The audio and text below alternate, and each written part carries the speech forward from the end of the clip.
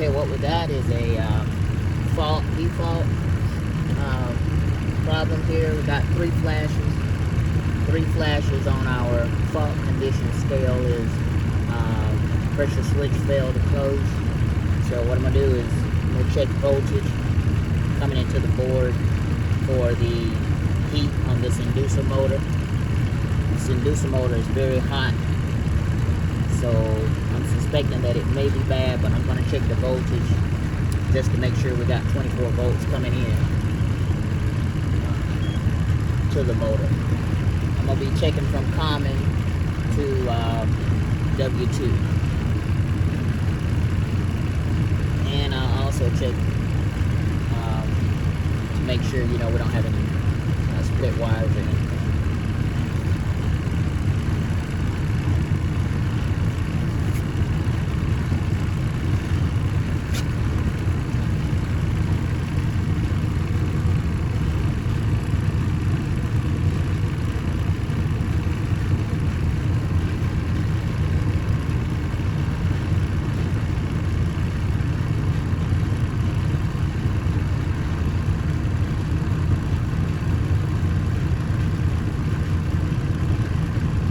Like we got 26 volts coming in to the inducer fan, but the inducer fan is not running.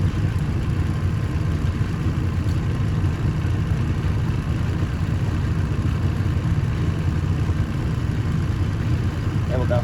26.5 coming into the inducer fan. We only need 24 volts. So the capacitor is good. I just checked it, put in a new one. So the capacitor is good, but the motor is very hot to touch, and the motor is not turning.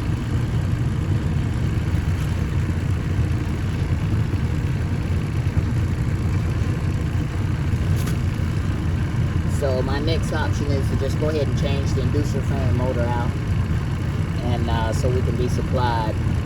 Then the pressure switch will pressure switch will operate in the correct sense.